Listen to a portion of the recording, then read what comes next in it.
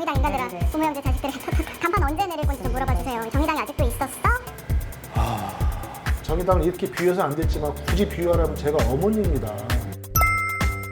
네, 유권자들이 진짜 궁금해하는 것들만 묻는 치킨 발굴 토크 정치킨. 오늘은 익산에 와 있는데요. 정의당, 요즘에 좀 조용한 듯 하면서 계속 시끄러운 당이죠. 정의당의 사무총장을 지냈던 권태웅 씨를 만나러 왔습니다. 혹시 알아요, 윤석 PD? 들어는 봤습니다. 아, 그래요? 네. 전에 이제 도지사 후보로도 나오시고 전북 정의당에서는 굉장히 중심적인 인물인데 지금 선거에서 낙선을 하신 뒤에 지금 음식점을 차려서 하고 계신다고 하더라고요. 네, 한번 들어가서 만나보도록 하겠습니다. 안녕하세요. 안녕하세요.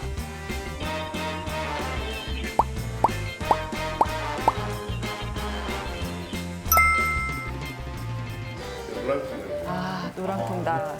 노랑통닭은 제가 너무 익숙해요. 배달 다니다 보면 이 노랑통닭 이 스티커가 안 붙은 곳이 없을 정도로 네, 맛은 처음 보는 거예요. 네. 당 색깔이 노란색인데. 저는 저 다사랑 다사랑을 네, 좋아하세요? 그 통닭을 주로 좀 먹거든요. 이게 원래 노랑통닭의 시그니처야? 대표적인 세 가지 맛이고요. 프라이드 양념 깐풍. 시물리에님이 특별히 추천해 주시는 노랑통닭 처음 맛보겠습니다. 당 색깔을 노랑으로 바꿀 때 제가 사무총장 하고 있었을 때입니다. 그러면 사무총장을 그러니까 언제 하신 거죠? 정의당 1기, 2기, 5기 세 번을 한 거죠. 세 번을 네네네. 작년 지방선거까지 치르고 나서 당직을 다 넣었죠. 맛있다. 아유 반갑습니다.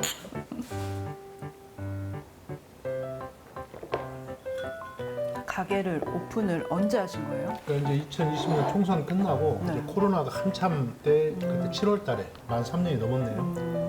네네. 올해 보쌈을 좋아하셨어요? 원래 보쌈을 좋아하는 건 아닌데 시작해서 망하면 안 되잖아요.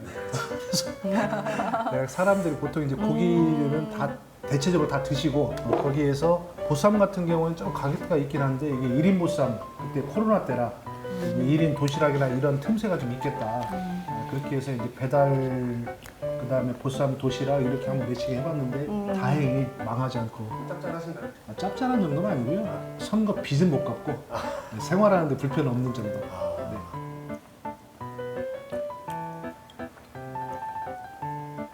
저기 온다고 이제 말씀드리고 네, 네, 네. 서영근 의원 전화 한번 해봤거든요. 네. 그 화물 운전하고 계신다고 하더라고요. 알고 계셨어요? 몰랐어요.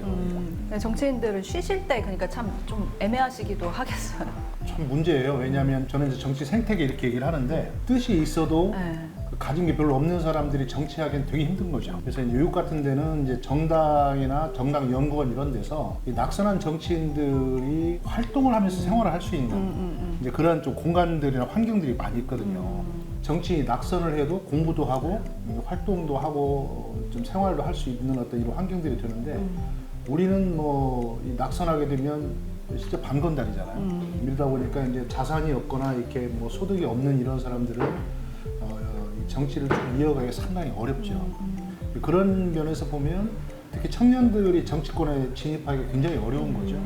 이게 사실은 정당이 그 역할을 해줘야 되는데 지금 정당이 이제 그 역할을 못 해주는 거죠. 정의당 얘기부터 좀 할까요? 저희가 제로 맥주 가져왔는데 네. 정의당 지지율이 자꾸 떨어져요. 자꾸 0으로 수렴하고 있어요. 근데 MBC가 왜 정의당을 첫 주제로 이렇게 다루실까요? 아니 근데 그것 때문에 한 거잖아요. 제가 그 페북에 글을 남기셨는데 그때 나 며칠 맞습니다. 전에 약간 한숨을 남기셨던가요? 그때 뭐라고 남기셨었죠? 에너지가 고갈돼 맞아. 가는데 온실 속에 온실- 안주하는 것은 죽는 길이다. 뭐 그렇게 남긴 것 같습니다. 저는 왜 그게 근데 막 한숨처럼 막 느껴졌을까요? 뭐 어떤 마음으로 남기신 거예요 그때? 행간까지 잘 읽으시네. 실제로 한숨을 쉬면서 정의당에 관한 얘기인데 간부들일수록 정의당 내에서 안주하려는 이러한 모습들이 너무 안타까웠습니다. 강서구청장 보궐선거 끝나고 나서 그 결과를 훨씬 더 적극적으로 좀 해석하고 정의당을 넘어서 이 정치 전체의 변화를 위해서 정의당이 어떤 역할을 해줬으면 좋겠다. 이런 바람 또 안타까움 이런 것들 때문에 그런 글을 쓰게 됐던 것 같습니다. 정의당 대표를 비롯해서 정의당 집행부들이 좀 봤으면 해서 글을 올렸고요. 아마 봤을 겁니다. 그러면 구체적으로 조금 들어가 보면 그러니까 지난 대선 때 정의당에서 뭔가 이 민주당 좀 범진보 세력의 힘을 네네. 보탰어야 되는 거 아니냐라는 네네네. 의견들이 많았잖아요. 그 부분은 어떻게 보세요? 그러니까 이제 정의당 창당 이후로 되게 많은 선거가 있었는데, 그러니까 제가 2018년도에 도지사 출마해서 전북도지사 출마했을 때는 그때 정의당이 전라북도에서 얻은 득표가 12.88%. 그러니까 정의당의 전국 시도당 득표율이 두 번째 높았고, 그렇죠. 지방선거 출마자들의 당선 비율도 우리 정의당 평균의 2배 가까이 됐으니까 굉장히 많은 지지를 얻었던 거죠. 그랬죠. 그리고 지난 총선에서도 사실 10% 가까운 당 지지율을 얻었기 때문에 사실 그 정도 지지를 보내주신 것은 기대치가 이제 굉장히 적지 않았던 건데, 이게 그 이후에 이제 작년 대선이 저는 이 당이 어려워지는데 굉장히 큰 계기가 됐다 이런 생각을 합니다. 여러 번 선거를 놓고 본다면 굉장히 양당이 치열할 거기 때문에 네. 아마 마지막에 보면 그 양당 후보의 지지율의 격차보다 우리 당 후보가 가진 지지율이 클 경우에 이 엄청난 사실은 그 고민에 빠지게 될 거다, 이제 이런 생각들을 가졌고, 그걸 어떻게 하면 좋을까. 네. 저는 거기서 지난 2020년 유성정당 때문에 사실 뭐 정의당이 민주당에서 엄청난 배신감을 가지고 있긴 하지만 그럼에도 불구하고 또 정치는 오늘 현실을 풀어가는 거기 때문에 2022년 대선에서는 필요하다면 적극적으로 연합해야 된다라고 생각을 했습니다. 그러시구나. 예, 그래서 그런 의견을 당에 적극적으로 좀 개진을 했고, 선거 연합을 민주당에 적극 개진을 해야 된다. 그렇게 하고 민주당이 받을지 안 받을지는 민주당의 몫이고, 다만 정의당이 먼저 그런 제안을 더 적극적으로 해서, 그렇게 되면 또 당내에서 민주당 이중대냐 온갖 비판이 오겠지만 국민적 입장에서 봤을 때 그래도 정치는 한 걸음씩 전진해야 되고, 그래서 그때 당시에 제가 사실 뭐 이렇게 저렇게 연락들을 해서 그동안은 밝히지 않은 얘기입니다만은 우리 천호선 전 대표가 당시에 민주당 송영길 대표를 만나도록 했습니다. 실제 만났고 만나서 이런 가능성을 타진해 봤는데, 천호선 대표가 그런 분이 아니거든요. 굉장히 겸손하고 균형감이 높은 분인데, 그때 송영길 대표를 만나고 와서 저하고 통화를 하는데 화가 너무 나셨더라고요. 너무 오만하고 무례하다 이렇게 표현을 하시더라고요. 그때 송영길 대표가 대선 선거 연합에 대한 좀 열린 자세를 보여줬다면 실제로 그때 심상정 후보를 찾아가서 설득을 하려고 그랬어요. 적극적으로. 하여튼 그런 입장이었고, 나중에 이제 안철수 씨가 사퇴하면서 이 윤석열 후보와 단일화를 갔을 때 그때 마지막이라고 봤습니다. 그때. 그래서 그때는 정말로 저걸 해야 된다고 생각을 했는데 그냥 끝까지 밀고 갔고. 물밑에서 그런 작업이 있었군요. 네. 근데 이제 중심부에서 그 결정을 내리지는 못한 것이고, 말씀하신 대로 민주당에서도 그러니까 민주당에서도 사실 이제 그런 문제들에 대해서 좀 낮은 자세로 적극적이지 않았어요. 송영길 대표가 그런 문제에 대해서 정확하게 입장을 보여줬더라면 아마 정의당을 총력을 다해서라도 설득을 했을 겁니다. 근데 설득할 근거가 없는 거예요. 민주당이 이제 그렇게 사실 움직여버리니까. 저는 어쨌든 선거연합을 통해서 현재 윤석열 대통령의 당선을 막아야 됐다, 이런 입장을 분명히 했고요. 근데 그때 이제 결과적으로 그렇게 되면서 이제 뭐 윤석열 대통령이 이제 당선이 되고 지금까지 사실 많은 이제 퇴행들이 사람들이 보다 보니까 이제 화가 나는 거죠. 진 거는 민주당이지만 큰 뭐 기본적으로 사실 정의당도 진 셈이고, 그나마 정의당이라도 똑바로 좀 했으면 이 결과를 바뀔 수도 있을 텐데, 선거 결과는 또 그렇게 돼 있잖아요. 0.7%인가 차이인데 어쨌든 2.몇% 얻었으니까 저는 뭐 거기에 대한 책임에선 자유로울 수 없는 거다라고 생각을 하고요. 책임 때문에 지금 이렇게 어렵다 이렇게 봅니다, 사실. 결과가 그렇게 된 다음에 좀 미우셨겠네요. 밉다기보다는 정말 원망스럽죠. 네, 원망스럽고, 국민의힘도 오직 당이 못 났으면 한 번도 이제 정당 활동 안 한 외부인을 대통령 후보로 세워가지고 결국에 대통령 수업을 전혀 안 한 사람이 사실은 지금 갈집자그럼 하는 거잖아요. 저도 뭐 무한 책임을 정말 저도 느끼고, 그때 어떻게 해서라도 더 다른 길은 없었나 이런 좀 회한도 좀 가지고 있습니다. 지금 그 책임 앞에서 정의당이 굉장히 어렵다 이렇게 생각을 합니다. 그리고 저희가 질문 받았잖아요. 맞아요. 제가 질문을 올려달라고 했어요. 내일 대통령 사무총회를 만나는데. 어제 올린 건데 한번 일단 첫 댓글이 정의당 인간들아, 네. 부모 형제 자식들에게 떳떳하냐? 네. 간판 언제 내릴 건지 좀 물어봐 주세요. 이번 총선 전까지 내려주면 좋고요. 정의당이 아직도 있었어? 괴롭고 죄송하죠. 적어도 정당이라고 하면 국민들의 눈높이에서 최소한의 지켜야 될 어떤 기본적인 상식선 이런 것들이 있다고 이제 본 건데, 저는 정의당이 이제 결과적으로 그렇지 못했다라고 느껴지고 고통스럽고 좀 죄송하죠. 저희가 사실 치킨 먹으면서 편하게 네네. 나눠보자고 했는데 이게 진짜 편하게 나눌 수가 없으신 상황이신 것 저도 오늘 뭐 치킨 네. 먹으면서 정의당 얘기 하신다고 그래서 네. 과연 치킨 먹으면서 정의당 얘기 할 수 있을까 싶긴 했어요. 마음이 무거우신 네네. 것 같고 그만큼 좀 네. 애정이 있으셨던 그래도 거고. 노랑통도 하나 드시면서 하시죠. 네, 네. 드시고 그러죠.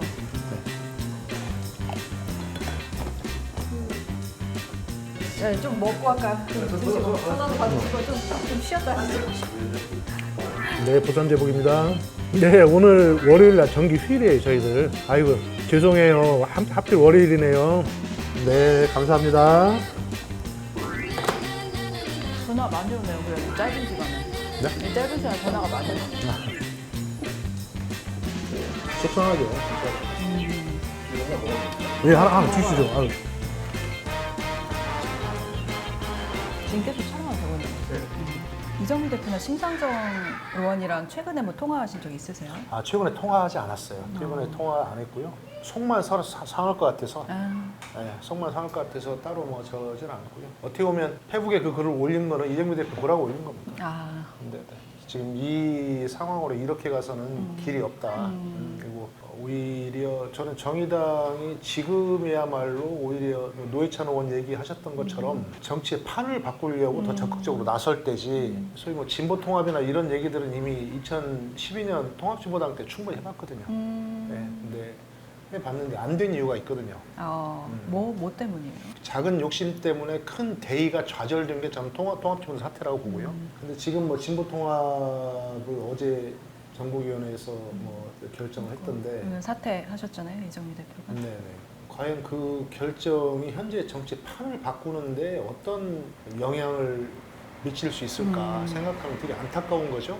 정의당을 플랫폼으로 해서 다른 진보 정당들이 들어와서 선거연합정당을 만든다 이런 얘기인데 되게 어떻게 보면 편한 결정 같고 총선 이후에 가장 어려워지는 결정 아니냐 이런 생각입니다. 그래서 너무 안타까웠고요. 최근에 이제 제가 유승민 책을 보고 있습니다. 저도 이거 보고 깜짝 놀랐는데. 네, 책을 읽어보고 있는데 2015년 새누리당 원내대표 할 때 국회 교수단체 연설 전문을 실어놨는데 보면서 굉장히 놀랐어요. 2015년 교수단체 연설할 때면 제가 사무총장 하고 있을 때입니다. 2기. 근데 그때 유승민 의원의 원내 교수단체 연설을 꼼꼼히 안 본 거예요. 네. 꼼꼼히 봤어야 돼요. 그때 새누리당 뭐 그렇지 하고 이런 사실은 어떻게 보면 정치적으로 게을렀던 거고요. 그래서 2015년 유승민 의원의 국회 원내 교수단체 연설을 8년이 지난 2023년에 제가 읽어보고 깜짝 놀란 겁니다. 공무원 연금 개혁도 얘기하고 있고요. 증세 없는 복지가 허구다라는 얘기도 하고 있고 지역 논리를 넘어서서 실제로 좀 화합의 정치를 하자 이런 내용인데 굉장히 중요한 메시지들이거든요. 지금 현재에도 매우 유효하고 그 내용을 다 보면서 왜 유승민 의원이 그때 새누리당에 있지? 왜 새누리당 원내대표였지? 이런 생각이 드는 거예요. 근데 쭉 읽어보니까 이제 안동 출신이더라고요. 이 대구 경북 지역에서 출생했다는 것이 그 이유고 만약에 호남에 출생했으면 유승민 의원이 아마 민주당에서 꽤 잘 나가는 리더가 돼 있지 않았을까. 저는 고민의 깊이나 정치를 풀어가려고 하는 태도나 이런 부분들이 저는 봤을 때 진심이 느껴지고 그리고 그 정치적인 어떤 책임성 이런 것들이 잘 느껴지는 그런 연설문이었어요. 그래서 굉장히 깜짝 놀랐고 제가 얼마 전에 이제 글도 하나 써서 지역 신문에 올렸습니다만은 3당 운동에 전력을 다할 때다 이런 제목으로 글을 써서 올리면서 이런 표현을 했어요. 현재의 여야 현재의 보수 진보의 문법을 넘어서야 된다. 굉장히 다양한 사람들로부터 세상이 바뀌었으면 좋겠다고 생각하는 굉장히 많은 아이디어와 그 열정과 그 가능성을 발견해서 그 다 다리를 연결을 해야 이렇게 진보를 하죠. 그 진보적인 의제를 주장하는 사람끼리 아무리 모여서 회의를 해도 의회에서 이게 통과될 리도 없고 내지는 이게 여론적으로 확산될 리도 없지 않습니까? 그래서 정말 대중정치를 하자. 그리고 정말 연합정치를 하자. 저는 정의당이 그렇게 혁신하면 좋겠는데 현재는 아쉽게도 이제 그러지 못한다는 거고 정의당이 못한다면 기존의 보수 진보의 문법을 넘어서 내년 총선에서는 적어도 국회에서 교수단체 3개 이상을 만들어서 지금과 같은 좀 양당의 적대적 구조 이걸 좀 넘어서는 새로운 어떤 생산력 이런 것들을 좀 만들어 보면 어떨까. 이게 굉장히 절박하게 느껴지는 겁니다. 그 양당의 중에 굉장히 그 피로감을 느끼시는 그 민심이 분명히 있고 너무 심각하죠. 네, 그 중도층이 이제 어디로 갈지를 모르는 네. 그런 상황인데 네. 뭔가 이게 영향력 있게 모이려면 이제 여러 인물들이 네. 모여야 되잖아. 아까 네. 뭐 유승민이라든지 네. 네. 이준석, 그러니까 크게 모여야 이게 결국 영향력이 있을 텐데 그렇습니다. 이게 가능하냐는 거죠. 그렇죠. 너무 달라 보이거든요. 사실 그렇죠, 그렇죠. 이준석과 정의당, 권태호 네.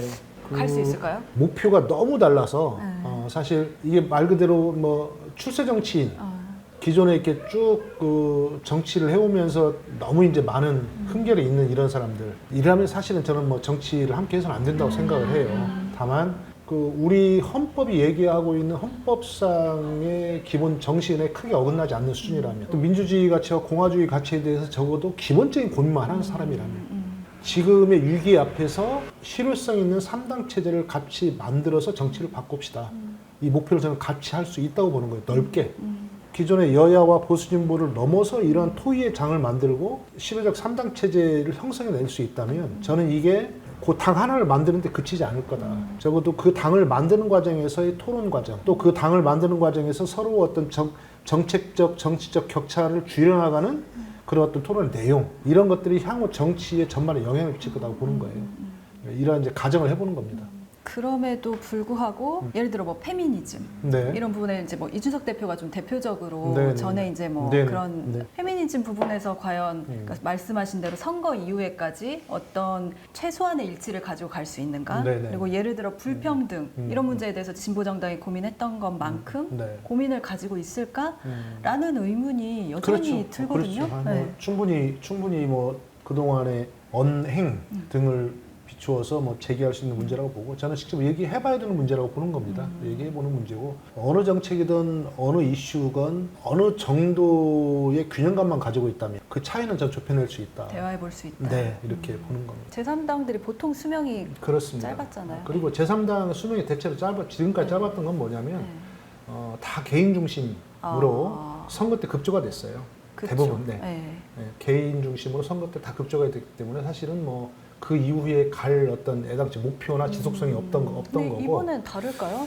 유권자들 보기에 비슷하게 느껴요. 뭐 비슷할 수 있죠. 근데 이번에는 어떻게 보면 어떤 개인을 위해서 주도하는 그런 판이 또 아닐 수도 있다는 것 때문에 속도가 안 나기도 하고 서로 연합도 잘 안 되지만 오히려 그래서 그러면 뭐 아까도 여쭤보신 것처럼 그러면 그게 다 모일 수 있어 어떻게? 무슨 힘으로? 네.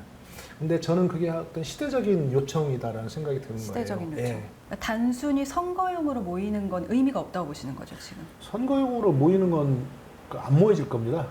왜냐하면 사람들도 그렇게 선거용으로 모이는 거에 대해서 아마 자기 운명을 싣고 싶지는 않을 거고요. 저는 길은 있다. 얼마든지 길이 없어서 못 가는 게 아니고 길은 있는데 그 길을 가기에 갈 수가 없는 환경과 관계인 거다 이렇게 생각하는 거였어. 관계를 바꾸면 길이 생긴다고 봐요. 난 다른 길을 가보자 일단. 그렇습니다. 기존의 틀을 넘어서 바꿔보자. 그렇게 되면 우리 정치도 아마 크게 바뀔 거다. 그래서 이 3당을 만들어가는 과정에서 어쨌든 그런 좀 과정이 됐으면 좋겠다는 생각에서 그래서 정치의 관계가 바뀌면 개인적인 사회관계도 바뀐다고 보는 거예요. 맞아요, 좀 그런 게 있어요. 그럼요. 네. 그럼요. 아유, 분위기가 있어요 좀. 완전히 바뀌어요. 아니, 대통령만 바뀌면 사회 분위기 다 바뀌어요. 현재의 이런 정당 구조를 바꾸는 문제는 이 정치의 관계, 사회 관계를 다 바꿔서 우리 문제를 해결할 수 있는 길을 사실은 내는 거고요. 저는 갈 수 있다고 봅니다. 앞으로 그럼 계획이 뭐 정의당을 나오실 거예요? 아니면 여기를 어떻게 견인을 해보실 지금 생각이신지? 정의당은 지금 일단 뭐 선거연합정당 가기로 한 거잖아요. 정의당이 정의당을 위해서 존재해서는 안 된다. 정의당은 말 그대로 진보 정당이라면 정치의 변화를 위해서 존재해야 되고 실제 정치의 변화를 만들어내야 진보 정당이다. 이런 생각입니다. 그래서 저는 그런 정의당원이고요. 그런 정의당원이고 그래서 정의당이 정치 변화에 가장 전면적으로 고민하고 모든 걸 던지지 못하면 그건 제가 생각하는 정의당이 아닌 거죠.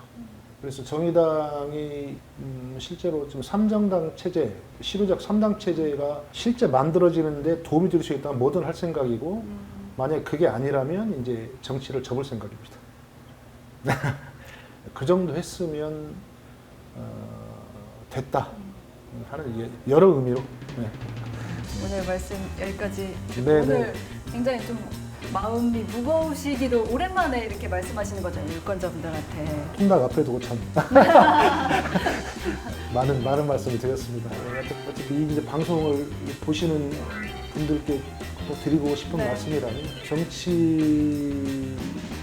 대해서 그래도 희망을 가질 때 우리에게 희망이 있다 이런 생각을 가지거든요. 그래서 한번 계속 아무리 그래도 지켜봐 주시고 그 희망을 함께 만들어가는 어떤 가능성 이런 것들을 놓지 않았으면 좋겠다 이런 말씀입니다. 중심 역할을 잘 해주시길 바라고. 한번 보시죠. 뭐. 네, 알겠습니다. 네, 오늘 말씀 감사합니다. 감사합니다. 네, 네, 감사합니다. 수고하셨습니다. 너무 저만 먹는 것 같아서 좀 드시면. 네네네. 아니, 뭐 드시라고 하고 물어보고 드시라고 하고 물어보고. 진짜 맛있다.